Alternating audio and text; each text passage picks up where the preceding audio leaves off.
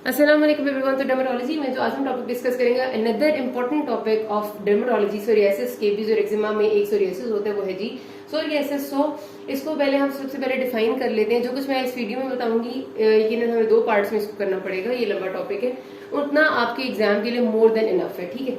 तो बहुत सारी डिजीजेज में डिफरेंट मैनिफेस्टेशंस होते हैं। ये जो स्किन डिजीज है ये बेसिकली एक ऐसी डिजीज है जिसमें सेल जरूरत से ज्यादा डिफरेंशिएट कर रहे हैं और ऊपर आपके स्किन के ऊपर प्लाक्स बन जाते हैं। जाहिर है जब जरूरत से ज्यादा कोई चीज डिफरेंशिएट करेगी, सेल ज्यादा बनेंगे, तो अगर ये सपोज करती है मेरी स्किन की लेयर है तो इसके ऊपर ओवर ग्रोथ सी बनने लग जाएगी ना, उसको हम प्लाक कहते हैं, PLAQUE, ठीक है।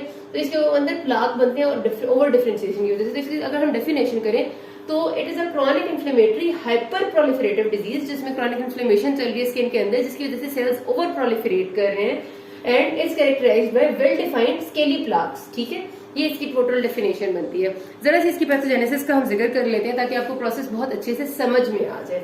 याद है कि हमारे पास ये स्किन बनाई है मैंने, स्किन की ये डिमार्केशन लाइन है बिटवीन डर्मिस एंड एपिडर्मिस, इससे ऊपर एपिडर्मिस है, नीचे डर्मिस है, यही स्किन होती है। डर्मिस के अंदर ये जो मैंने बनाई है ये ब्लड वेसल्स जो है रन कर रही है, जो एपिडर्मिस में नहीं होती। एपिडर्मिस की मजीद 5 लेयर्स होती हैं। ये वाली सारी जो चल रही है स्ट्रेटम बेज़ेल है, फिर होती है स्ट्रेटम स्पाइनोजम, इसके ऊपर होती है स्ट्रेटम ग्रेनुलोजम, फिर एक होती है इधर एक और स्ट्रेटम बेज़ेल के ऊपर एक और होती है, फिर स्ट्रेटम ग्रेनुलोजम होती है, फिर स्पाइनोजम होती है और सबसे ऊपर कॉर्नियम होती है, ठीक है, स्ट्रेटम कॉर्नियम। अब होता ये है कि जो बेसल लेयर है यहाँ से सेल्स डिफरेंशिएट, मतलब बेसल लेयर इज बेसिकली वो चीज जो सारे सेल्स ऊपर वाली लेयर्स को देती है, और क्योंकि स्किन की जो सरफेस वाली लेयर है ना, स्ट्रेटम कॉर्नियम जो है ये वाली, इसमें जो सेल्स होते हैं उनको हम केराटिन भी कहते हैं, और वो डेड सेल्स होते हैं, उनके अंदर न्यूक्लियस नहीं होता, वो मर चुके होते हैं, और इसीलिए जो अपर मोस्ट लेयर है वो शेड होती रहती है।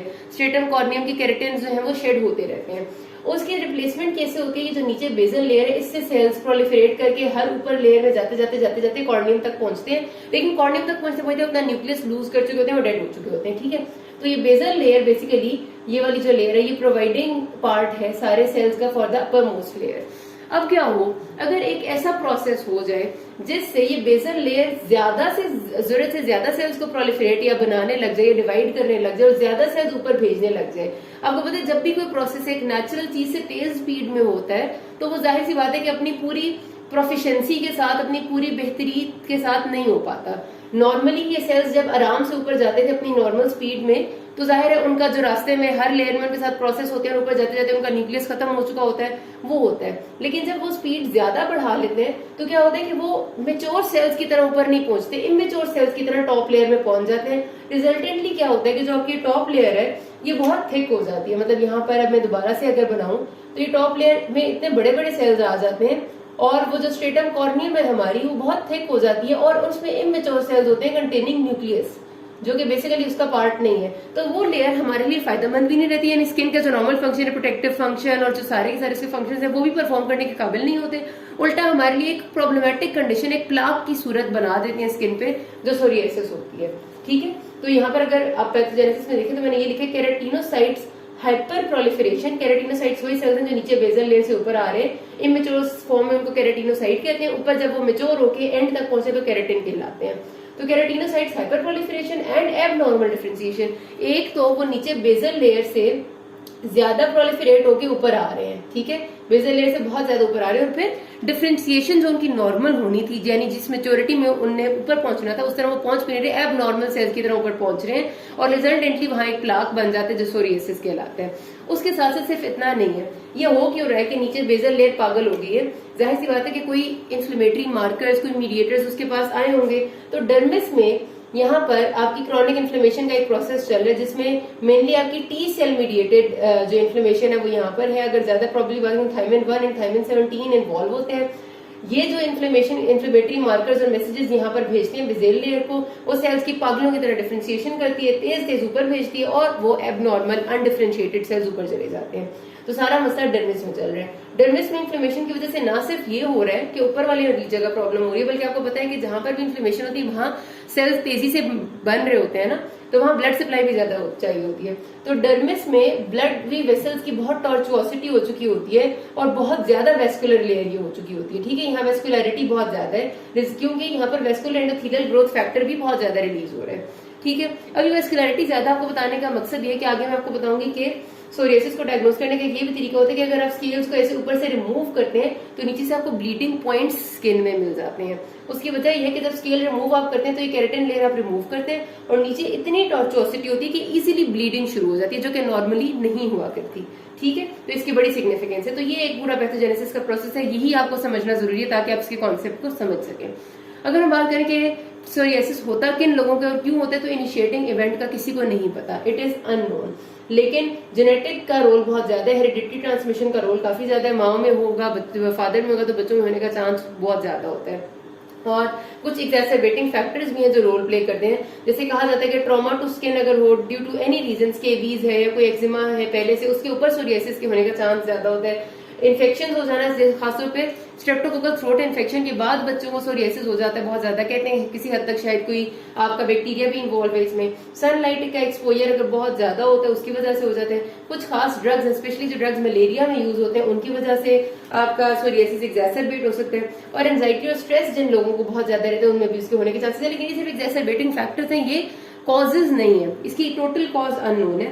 बस इतना पता है कि प्रोलिफरेशन तेज हो जाती है और नॉर्मल टाइम बेजेल लेयर से ऊपर जाने का 28 डेज होता है ना सेल्स का, वो रिड्यूस होके इतनी तेज हो चुकी होती है कि 5 दिन हो चुका होता है। जिस सेल ने यहाँ से यहाँ तक 28 दिन में जाना था वो 5 दिनों में पहुंच जाता है, इसीलिए सब कुछ खराब हो जाता है।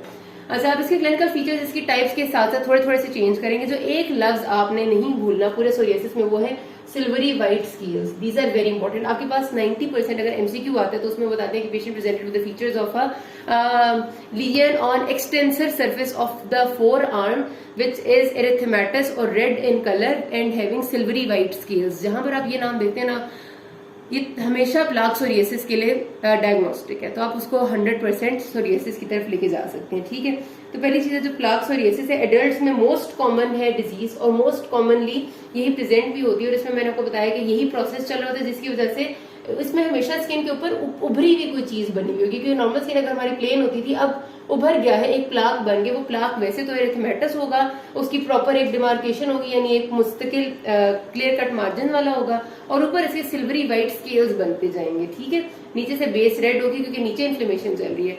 ऑस्पिड साइन वेरी इंपॉर्टेंट, बहुत ज्यादा वाइवा एंड एमसीक्यू में आता है, उसका यही ऑस्पिड साइन इसी को कहते हैं। मैंने आपको बताया कि सिल्वर व्हाइट स्केल अगर ऊपर बना हुआ होता है और उसको हम स्क्रेप करते हैं, scraping of the silvery white scale of psoriasis reveals bleeding points. नीचे से आपको छोटे छोटे ब्लीडिंग वाले एरियाज नजर आते हैं ड्यू टू दिस हाइपरटॉर्चोसिटी। ये बताने का मकसद हाइपरटॉर्चोसिटी का यही था कि आप इस कॉन्सेप्ट को समझे कि क्यों ब्लीडिंग पॉइंट्स नजर आते हैं। तो इस साइन को ऑस्पिड साइन कहते हैं। This is diagnostic of plaque psoriasis.